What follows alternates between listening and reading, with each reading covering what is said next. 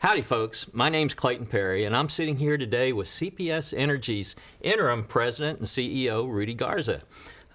You've heard a lot about what's going on right now with CPS, and I wanted to make sure that we have an opportunity to talk with Rudy and go through some questions and hear from CPS on what's going on with this rate increase. And that's what we're all here today, and I'm ready to jump right into it. If you can introduce yourself, Rudy, and we'll go from there. Well, first off, thank you, Councilman Perry, for having me here today. It's been a good conversation thus far with Council on the rate increase conversation, and I'm looking forward to answering your questions and trying to educate the community as best we can on, what the need is, why we're here asking, and how it's going to benefit our customers at the end of the day. Again, I'm Rudy Garza. I'm the interim president and CEO of CPS Energy. I've been with CPS Energy now for 10 years in multiple executive roles. About 2 months ago now, the board asked me to step in after our past president and CEO, Paul Gold-Williams, decided that it was time for her to retire. And I've been in this role now for, like I said, about 2 months. I'm very, very excited to be leading CPS Energy while the board does their search for a permanent president and CEO. I've just a little background on me. I'm originally from Corpus Christi, Texas, born and raised.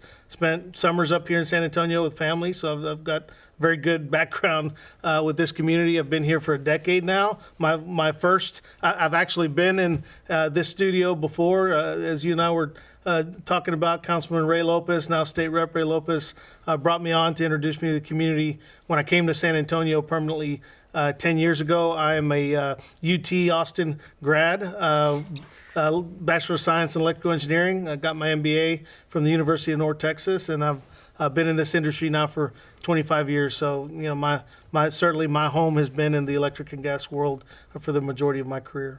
That's great. And when you said that you went to UT, I had to look at that watch. And I got to look at that watch. As y'all know, I'm an Aggie, so I got to, okay, Rudy, that's okay. That's okay.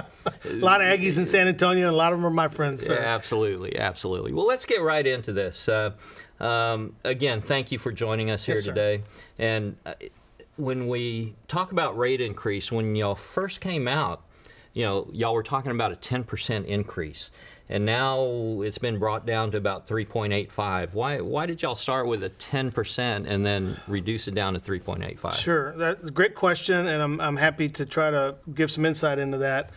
We haven't been in for a rate increase in 8 years, and as anybody knows, over 8 years, costs have changed. The city's costs have changed. You as our customers, your home costs have changed for your cost of living. And so it's been a while since we've had this conversation with council. When we started out at 10%, there was a lot in that particular estimate. And anytime we begin a rate conversation, it's always an estimate. It's an estimate, and then we go in, there's a formal process of us going in with city staff, looking at our current financials, looking at our budgets, looking at the number of assumptions that drive costs, for us to provide service to our community. And then we just kind of start reconciling, what's in, what's out, what we can come back for. One thing we know for sure is that 8 years is too long to be coming in and talking to the city. Whether we need a rate increase or not, you should know what the financial, situation is for your utility. You're our owner, regulator. We can't get a rate increase without coming through city council and proving our case. And so originally the 10% included a lot of estimates that we believe we need to do some additional work on. And I'll give you just a couple of examples. We know we got to replace a 22-year-old technology infrastructure, our IT system that does all of our financial calculations, that bills customers, that we use to outreach to our customers, our online billing systems. All those systems, they're old. They're at the end of their useful life. We got to replace those. We're just starting the project to do that. And so what's in the 3.85 is the 2 years worth of planning work to really fine tune our pencil on what we believe that cost is going to be. We had originally included $300 million in the rate increase for what we believe that cost to be. And what we agreed to do with city staff is to say, look, we'll give you the $50 million up front to go and do the planning work on that. And then you can come back in a couple of years and we'll talk about whether it's $300 million or $250 million. And so that's one example. I'll give you another example. We had put some planning dollars in there for converting Spruce 2 to natural gas. Well, the community needs to have that conversation on whether or not that's what we want to do ultimately. And so until we have that conversation, we really need, we pulled that out. We said, you know what, good point. There's a couple of, we got to get on a path to having that conversation over the next 12 months. And then we can come back to, the city and say, okay, look, we believe that cost is going to be, we believe, number one, the right thing to do is this. And then to do that, the cost is going to be $100 million or $150 million. And so that's what really needs to be in the rate increase at a future date. So when you start whittling away at estimates over a 10-year period and you really focus on the next 2 to 3 years, that gets you really quickly from 10% down to 3.85. And what we're asking for, we believe, will shore us up financially, will allow us to make some investments that I'm sure we'll talk about in a little bit in some key areas. And then we'll come back to the city, over the next few years, and we'll have some conversations about what the future looks like. We're in the utility industry, we're a 10-year, on a 10-year planning horizon, for the most part. But it doesn't mean we got to take the whole bite at the apple right now. Okay, I understand that. So what you're saying was that 10% was kind of like a front-end loaded Yes, sir. Requirement, and y'all have taken that and worked with the city staff and whittling that down to the 3.85 Yes, sir. and putting out some future costs out there in future years to continue that development and replacing of equipment, that kind of thing. Yes, sir. At that 3.85%, how much money is that really? That's approximately $73 million. Okay. Originally, the 10% would have brought in, probably close to $270 million. So we've pared that back to about $73 million. And that'll allow us to make some investments in some really key areas. We know we're going to have to invest in infrastructure resiliency. We've got to make our power plants. We've got to do more weatherization than we've already done as new regulations are coming out. And how much money is that? That's probably right around $31 million over the next few years. But we know that amount could be up to $200 million over the next 5 years, okay, depending upon what the state tells us we have to do. And that's compliance spend. That spend we got to make whether or not we get a rate increase or not. But what that means is when you have to take $31 million out of your normal operating budget and put it towards a compliance requirement, now it limits your ability to respond to storms and to trim trees and to do the day-to-day stuff. So let's auger into that $73 million. You said $73 million is at 3.85%. Yes, sir. Percent, and you said $31 million is for compliance. That's right. And that leaves you $42 million. Where's that other $42 million? So, and these are kind of approximate numbers, but we've got system growth. As you and I have had conversations in the past, everybody thinks that when a new customer comes on, they pay the full cost of what it takes to connect to our system. We've got an obligation to serve.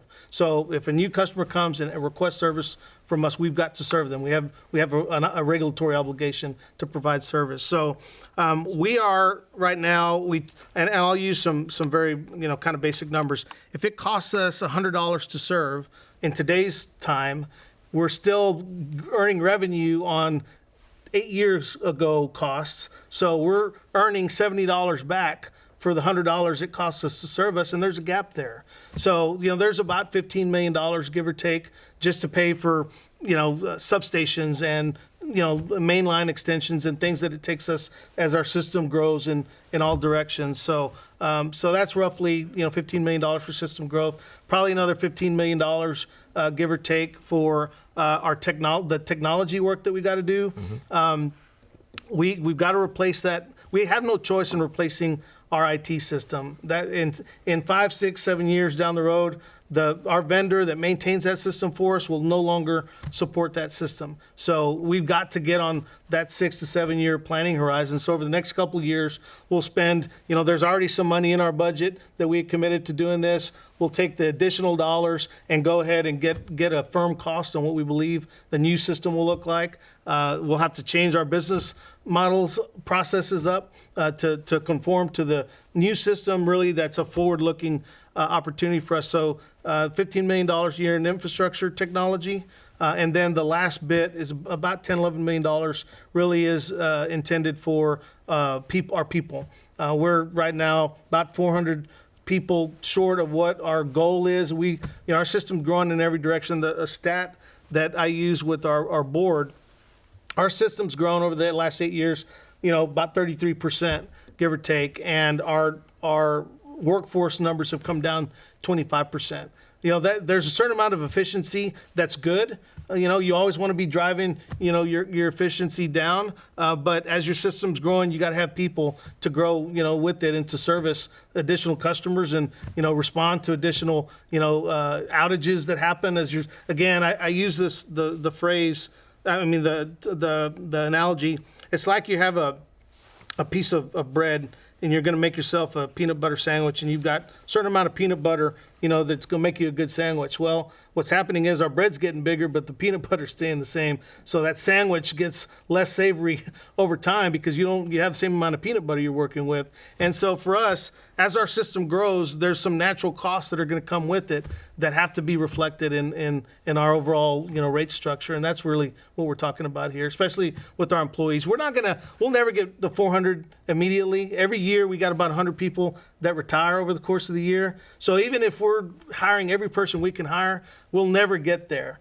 So we expect if we can get to 95, 96% of that 3,300 number, that's probably a good place for us to be. Okay, so I'm adding up the numbers here Yes, as sir. you're speaking. So the 31 million for your resilience and requirements. Then you have another 15 million for the general growth in the system. Another 15 million. Maybe a little higher than that. Okay, Maybe closer to 20 close. million. Okay. Yeah. And then another 15 million for technology, and I certainly understand having a 20-year-old computer sitting in your house, you'd never get anything done. So I totally understand that needs to be replaced. And then the around 12 million for manpower, and I know very few industries or companies that have 100% manpower.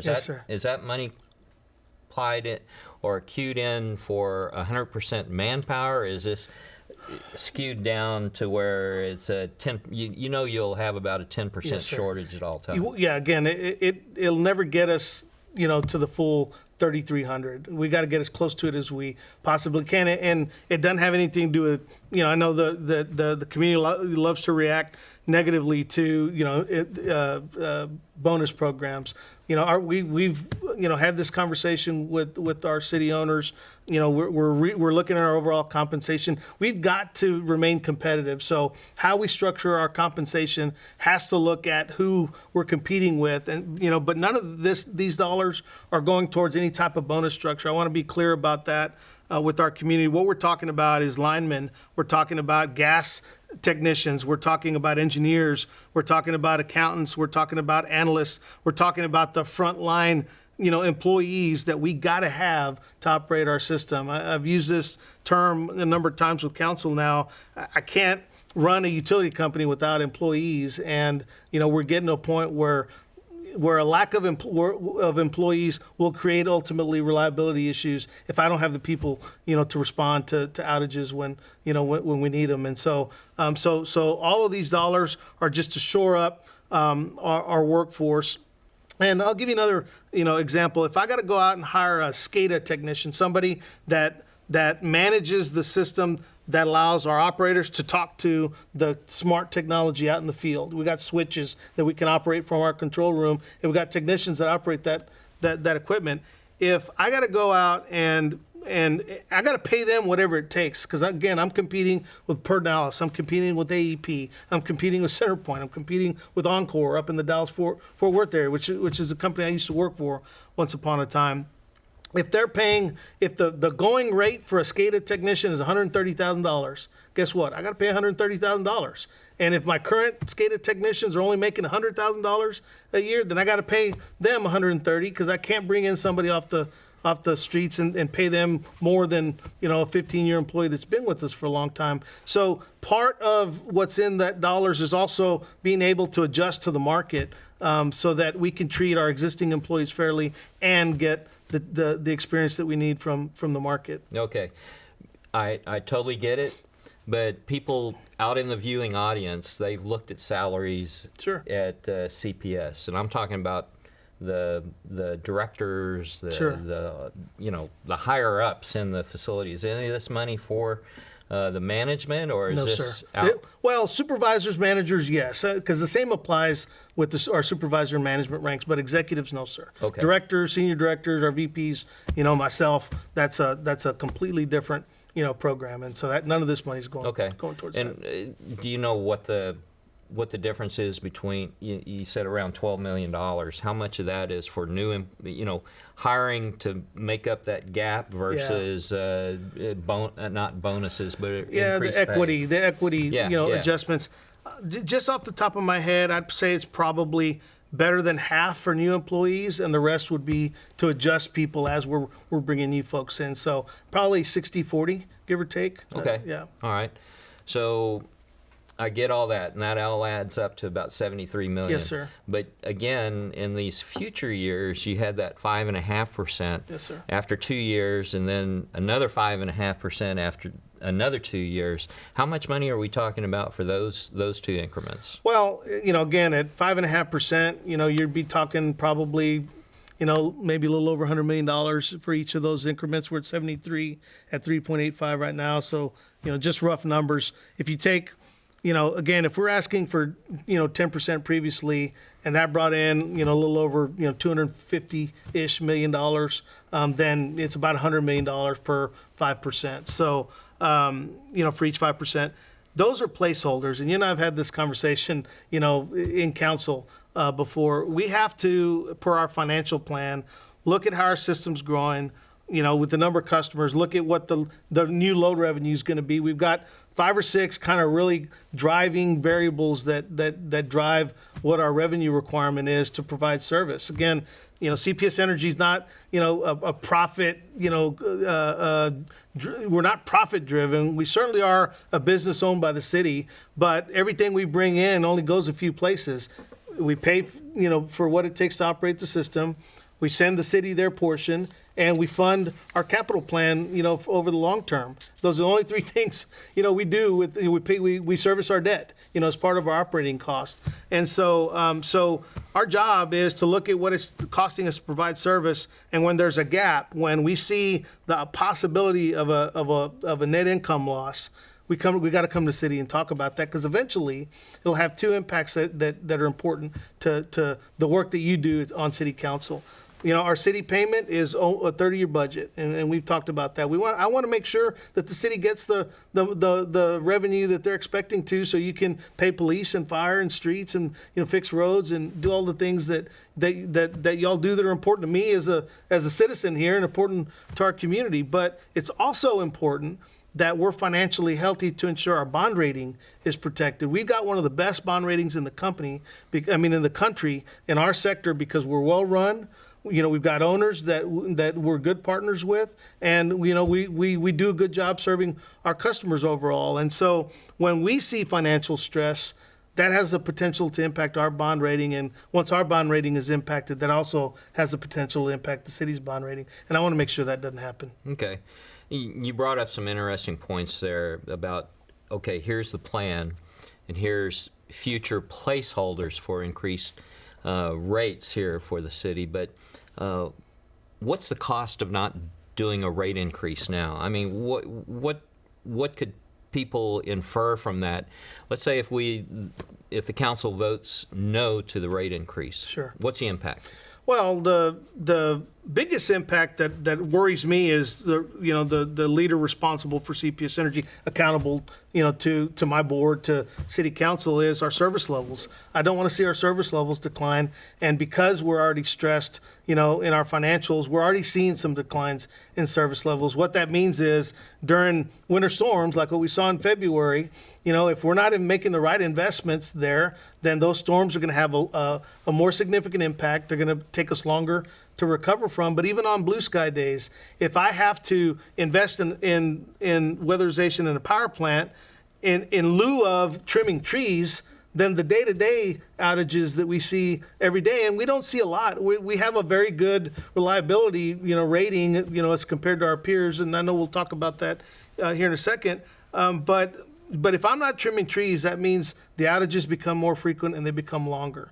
And so number one, I don't want to see the service that we're providing to the community start to decay because we're not, we're a critical infrastructure in the community. It's no different than you committing to hiring police or firefighters. It's no different than you fixing roads and filling potholes and saws, planning for the future of our water, needs, in one of the hottest growing communities in the country. So CPS Energy, what I'm asking you, our council members, our owners, the citizens of San Antonio, is to make a marginal investment in what's critical infrastructure to ensure that we're able to serve our customers at the end of the day. That's number one. It's always going to be service. The second aspect is the financial impact. I don't want to see our bond rating get impacted because we've gone to the city asking, for some revenue support, and the city says no. That will have a direct impact on our bond rating. We're able to provide service at a low rate for our customers because we leverage a good credit rating and borrow money. It's a combination of equity that we're paying on a daily basis to run our business and money that we're borrowing at a very low rate.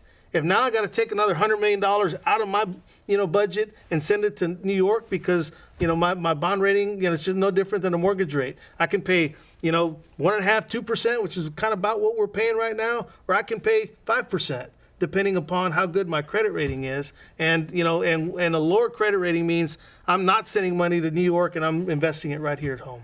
Great explanation. I hope the audience understands that about the impact of bond ratings and what it has on a direct service level as well as capital investment here at CPS. They have to continue to renew their equipment day in and day out. Let me go back and explain a little bit more. You talked about the city's take. Did you know that the city of San Antonio, a third of our budget, our yearly budget, comes from CPS? We have levied on them a 14% surcharge, if you will, or 14% of their total revenue that comes into them that has to come to the city of San Antonio. And that was based on the original deal of the sale or the purchase of CPS way back when. How many years ago was that? That was 1940, all right. 1940 something. Back in the 40s, so a long time ago, this system of how the money gets allocated from CPS to the city, that is really a third of our budget comes from CPS. So we rely on that 14% here in the city to, fire, police, roads, drainage, parks, all of those requirements that we try to fill every year. A third of that is being paid by CPS, yes, which basically they're charging you that 14% to pay back to the city for that purchase. So it's to me it's very, very complicated, but at the end of the day, trust me, if we didn't have that 14% revenue coming from CPS, where would it come from? It would have to come from increased taxes, tax rates, property taxes, what have you, levied by the city to make up that 14%. So it's very, very, very important that you understand this funding of CPS, how they charge your customers, and how the city gets their money back from CPS over that initial investment of purchasing that utility. So let's go on a little bit more. There's a couple of different organizations or committees. One is the Rate Advisory Committee, and one is what is that? Community Advisory. Citizen Advisory Committee. We got more committees than you can talk about. But anyway, those are two that directly impact CPS. Can you talk about what the difference is between the two, and what does that do for CPS? Sure. So we're a community-owned asset. At the end of the day, our customers own CPS Energy. City Council is our regulator. There's a board of trustees that represents, our quadrants of our community that provide oversight. But we've always been looking for new ways to engage our customers directly. And the Citizen Advisory Committee was a committee that was designated back in the 90s. And they really get into all aspects of CPS Energy's business. Rates are certainly one of them. We've always given them an opportunity to weigh in on a rate increase. They will do so tomorrow, January 5th. Where they will, take up a resolution on whether or not they're going to support the rate increase, and then their chair will be at our board meeting on the 10th, which is next Monday, to share the CAC's perspective with the board. The Rate Advisory Committee is a new committee chaired by former Councilman Reed Williams. Very, very engaged committee. Their charge was very more specific than the CAC's. They certainly have an opportunity to weigh in on rate increases. They're also looking at overall how we structure our rates and whether or not that's fair, how we deal with utility burden for those that have the most trouble paying in our community on the lower income portions of our citizens. How do we structure our rates that's fair and equitable across the board? And then they're also looking at generation planning. That was a charge that the board gave them. And so their charge is to provide input to the board on what they see. And so the Rate Advisory Committee did vote right before Christmas. They voted to support the rate increase and the regulatory asset that we're creating. We didn't talk as much about the regulatory asset, but we're also asking for about 0.8% to pay for fuel charges associated with the winter storm, about $418 million over a 25-year period to make sure, we're asking our customers to pay an affordable amount on a monthly basis. But the Rate Advisory Committee, voted to support both the base rate increase and the fuel component. Okay. That brings up an excellent point. Yes, sir. And explain to us a little bit more about what this Sure. 3.85% and what is this other Yes, sir. increase that's going to happen also, Yes, sir. and where's that money going to? So the council will actually vote, and our board will actually vote on two items. They'll vote on a base rate increase of 3.85%. That's $73 million to pay for additional operating costs that we're asking for. And there's a 0.8% that when Winter Storm Uri hit, that week we saw close to a little over $1 billion worth of fuel costs in that 1 week. Our annual budget for fuel is about $1 billion. So we saw the same amount we pay for all year in that 1 week, and ever since immediately that week we started questioning whether or not those charges were just and reasonable. And we've actually been in litigation with those that sold us gas, including ERCOT that runs the electric system, because we believe there were a number of mistakes made, and in some cases illegal and unconscionable, prices were charged of CPS Energy, and we're fighting those. We've been working on settlements. We've settled and or paid for what we believe to be legitimate charges in about the amount of about $418 million. So we've got to pay for that. You can either pay for it all in 1 year, which means that our customers get a $1,000 a month bill, and we can't allow that to happen. We flow it through fuel the way we do the full $1 billion. Or there's an accounting mechanism that allows us to take what's truly an operating expense and spread that out over some amount of time. Other gas companies that were similarly impacted as CPS Energy was, they've done theirs over 10 years, over 15 years. We're suggesting a 25-year period because of the amount that we're talking about. That'll be about $1.26 a month. Over 25 years, we think that's a reasonable amount. And as our system grows, maybe it doesn't take the full 25 years to pay that off. We're still got another $500, a little under $600 million that's in dispute. We hope that our litigation strategy is successful, but that regulatory asset for whatever else we pay will also be set up, to handle anything else that we have to pay that we're disputing at the moment. And to do that, we'd have to come back to council and get that added to the asset that we're creating. But it's just a way for us to spread that cost over time so customers don't see a rate shock like what's that in some other. In the competitive markets of Texas, I'll tell you, we heard a lot about the $16,000 bill. Well, that's because some utility companies just passed it right along. at whatever the cost was, and that's not fair to our customers. We've been holding this on our balance sheet over the course of the year, but we've paid for that out of through short-term debt that we can go out and borrow, while we're figuring out what we're going to do with it. But we need to convert that into a long-term instrument, and this regulatory asset will allow us to do that. Okay, so the 3.85% plus how much more? About 0.8%, so Okay. right around 4.5%, give or So take. we're talking about 4.5% Total, yeah. versus the 3.85%. So that's important for the customers to know. And how much on an average bill is that? A little over $5, about So- $5.10 a month. So about yes, sir. $5.10 will cover both the requirements that you went through a while ago, plus that fuel bill, component, the yes, fuel sir. bill that we have agreed upon, the Yes, sir. $418 million. So that's all covered. Yes, sir. But there's still that $600 million that is still out there that Yes, we sir. haven't come to closure on yet. Yes, And that's sir. all tied up with litigation and lawsuits and that kind of thing until that's cleared up. We really don't know if that's going to be added to that bill yet or not. Right.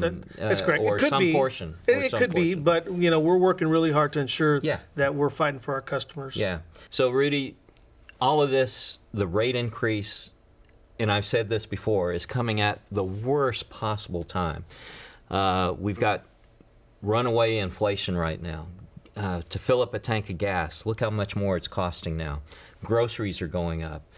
Inflation as a whole is going up, with a myriad of different reasons why, but what is it doing for our citizens, those that are economically struggling on fixed incomes, socioeconomic reasons? To me, this is the worst time. Can CPS do something else to delay this or cushion that a little bit more so that people that are struggling out there that can't afford those bills? Well, let me talk to you a little bit about our affordability discount program.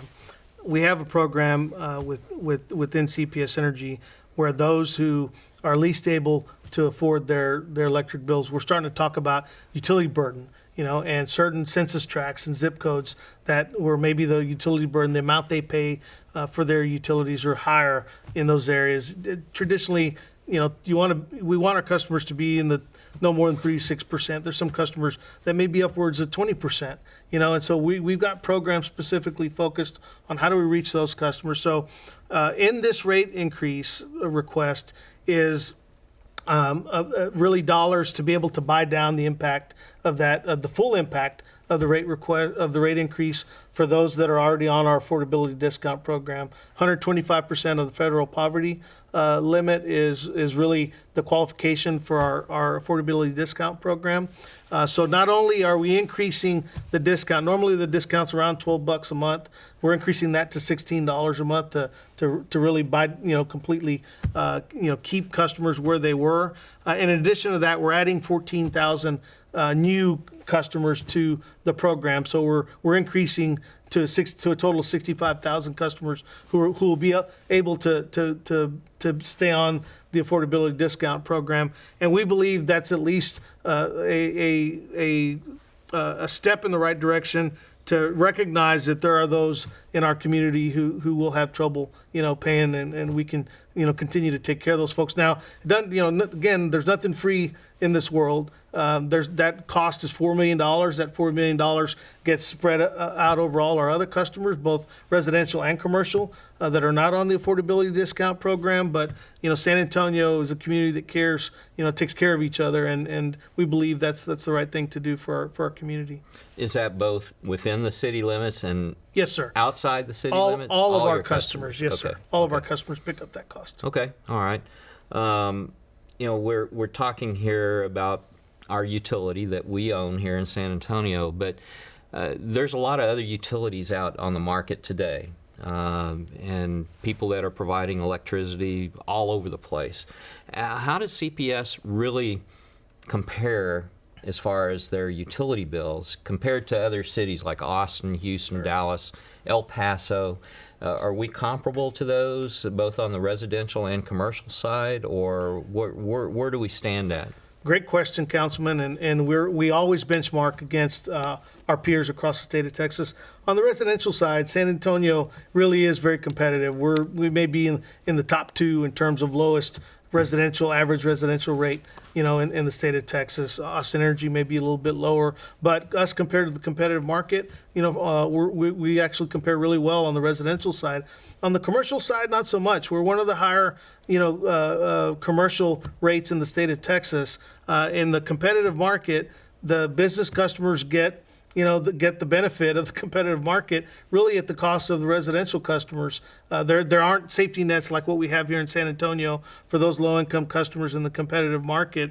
And we've been honest with our commercial customers, across San Antonio. They know that, that they pay a little more so that our residential customers can pay a little less. But they're part of the fabric of San Antonio. They recognize the value that CPS Energy brings back to the city. The city of San Antonio hasn't had a tax increase. The city of San Antonio hasn't had a tax increase in over 30 years, primarily because your revenue from CPS Energy continues to grow.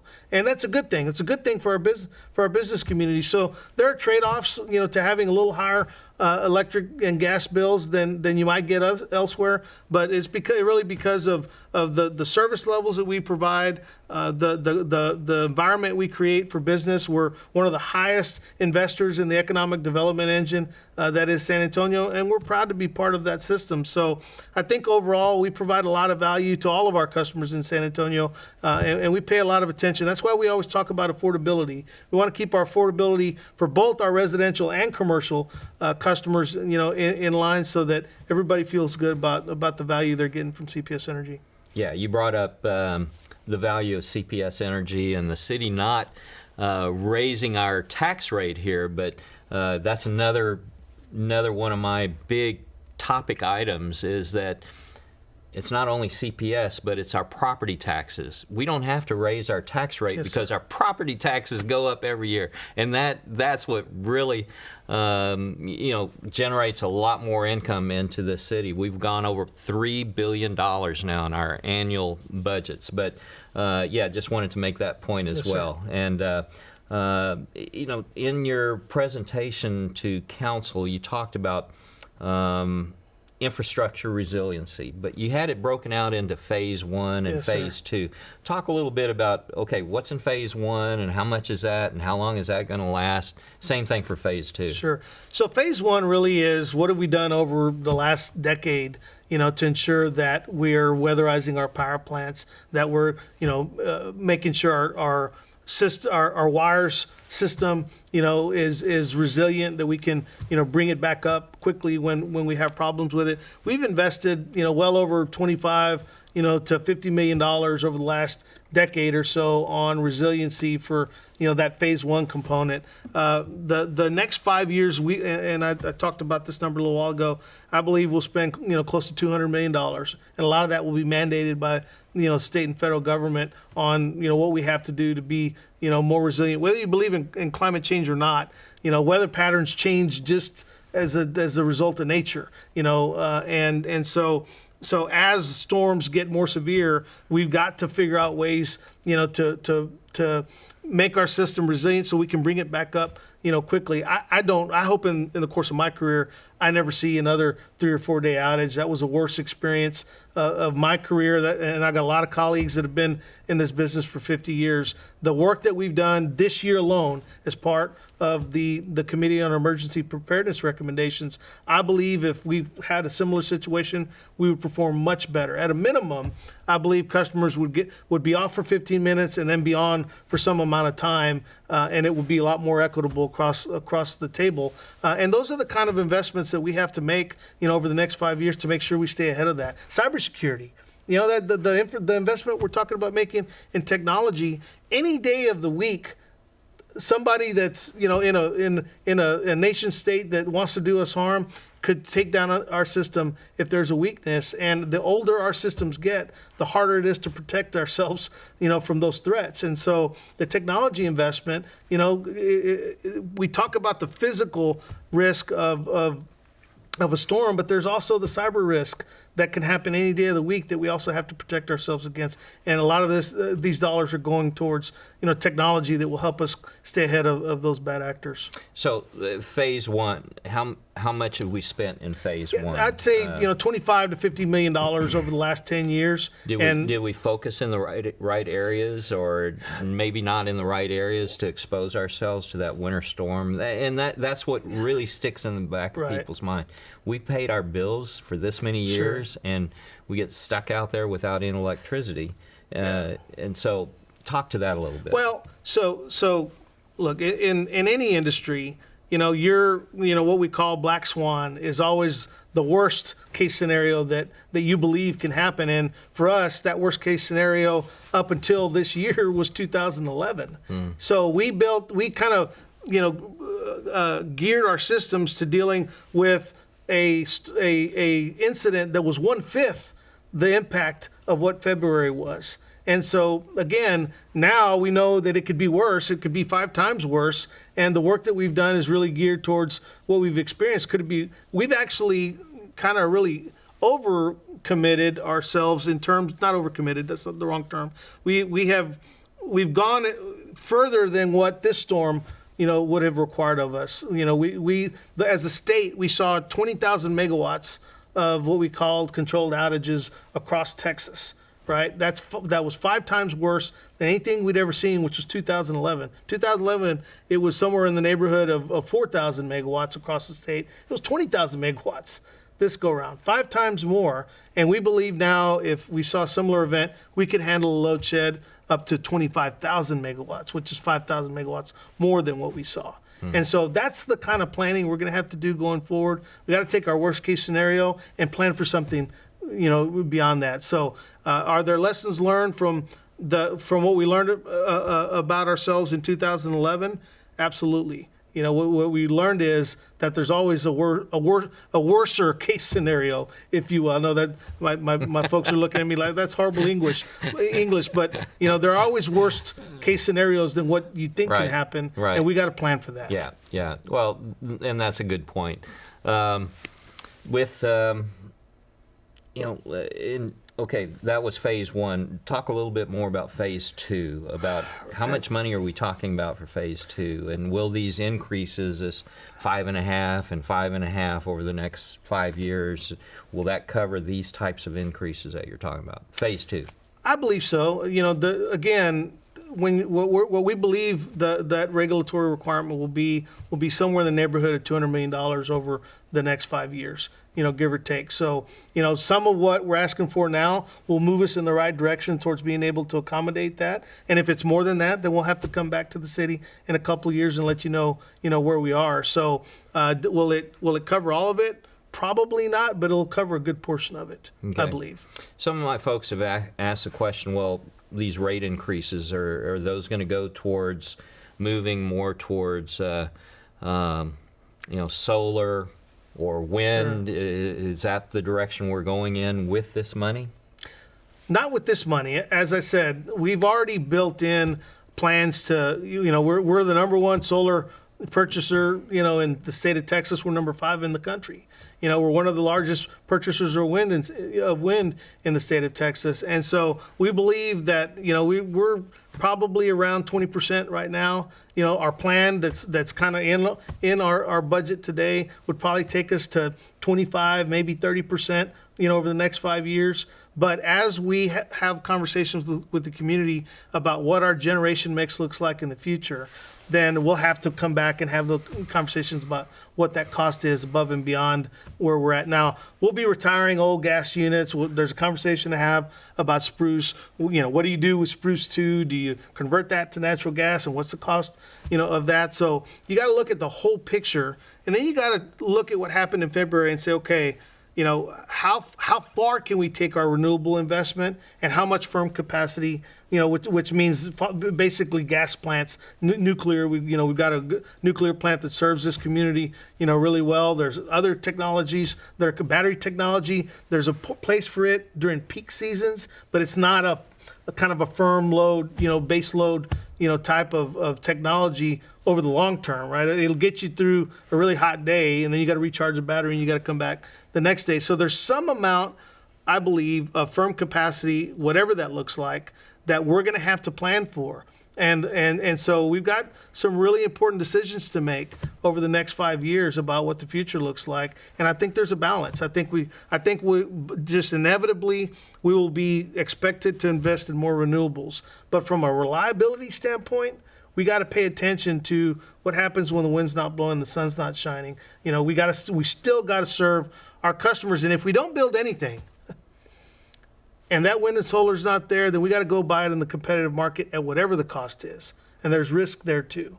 And so my job, our leadership's job, team's job at CPS Energy is to ensure we have a balanced conversation and everybody understands both the risks and the costs of making these decisions. You know, in the coming, I believe in the coming year, we'll have a pretty good plan. Okay, that sounds great, but those discussions haven't taken place yet. No, sir. Still to be determined. Yes, sir. As to what that mix will be and where we're going Yes, with sir. the future of energy supply here in San Antonio and Yes, sir. surrounding areas. We got to always remember we got cities within San Antonio. We got outside the county also. Yes, sir. So That's right. we're serving more than just San Antonio, and we always have to keep that in mind as well. Gosh, Rudy, that's kind of all of my big questions at this point. How can people update their information with CPS, their emergency sir. information? Absolutely. Well, thank you for that, Councilman. We have probably since February, we have seen almost 100,000 new contact information coming into our system, and hopefully, if you're a customer of CPS Energy, you have actually received a text message or an email or an automated message from us letting you know that there's a storm coming, that there's something happening that may impact your service. And we're going to try to really do a lot more of that. That's been one criticism we've gotten after the February storm that's justified, that we've really responded to in a way that allows us to communicate. All you have to do is call 210-353-2222, and any one of our energy advisors can update your contact information on your account, and you can tell them, this is the primary number I want you to contact me at in the case of emergency, and we've got a spot in our system that designates what that emergency contact is. You can also go online, go to cpsenergy.com, log into your Manage My Account system, and you can do it online and not even have to call us. So there's a couple of ways you can do that, but we certainly want you to be able to provide that update. The time to do it is right now in advance of February and March when it might get cold again. I want to reassure you that we have done everything we can to be more prepared for the winter months this coming season, but we still want to be able to contact you in the event that there's a reason for us to let you know there's something going on that might impact you, so you can have a plan, so you can have an action plan of what you're going to do in the event of an emergency. And one other point I want to make is if you're on any kind of life-sustaining equipment, you can also call that same number, 353-2222, and let them know. There's a form that you got to take to your doctor to fill out. Let us know if you're on an oxygen machine, on a dialysis machine, something that requires you to stay healthy. And what that does is it doesn't necessarily prevent you from being, from losing service, but it will allow us to identify you in our system. And if you're out, you will get a phone call from CPS Energy asking, hey, what can we do to get you somewhere safely so that you're taken care of? So that is our critical care customer program. And again, you can call that same number and they will get you signed up. Great. That's good to hear, Rudy. I think that kind of wraps it up. This is coming to City Council this next Thursday, the 13th. Yes, sir. 13th January. You need to make sure that you know what you want to do. You've heard from Rudy Garza that, hey, these are the items that we really need here at CPS. You need to evaluate that, and in your own mind, are you supporting this or not supporting this? And if you are or you aren't, you need to get with your city council person, because we're gonna vote on this next Thursday, whether to incorporate this rate increase or not. You've heard a lot of discussion here today about what the ramifications would be if it did or if it didn't pass. And it's really up to you, as you are the owner. You're the owner of this huge, big. What's the size of the CPS? Well, we're the in dollars. Well, I'll tell you, just utility-wise, we're the fourth largest generator in the state of Texas. Okay. We've got 1.2 million customers. We're a large utility in the seventh largest city in the country. $12 billion in assets. We got $2.8 billion in revenue. We've got 3,000 employees. So we, by any measure, we are the largest municipally owned electric and gas utility in the country. All right, so there you have it. You are the owners of this huge corporation there. And I want to stress that I've always said as well, they have to operate as a business. And, when you get politics involved, there's a lot of different moving parts and what have you, but they have to operate as a business to keep afloat and to meet their obligations to the customer as well as the owners. And you, again, are the owner. So you need to let your council folks know, do you agree with this or not agree with this? So that's my recommendation at this point. But I want to really thank you, Rudy, for coming on in and having this discussion. This has been great. I hope that you have learned something from this. And this is great information that people really need to help them make their decisions on whether they want this or that. Yes, out of CPS. So thank you very much. Thank you for hosting us today, Councilman. Absolutely. Yes, so, Rudy, thank you very much. Yes, really appreciate it. Y'all have a great day, all right? Happy New Year.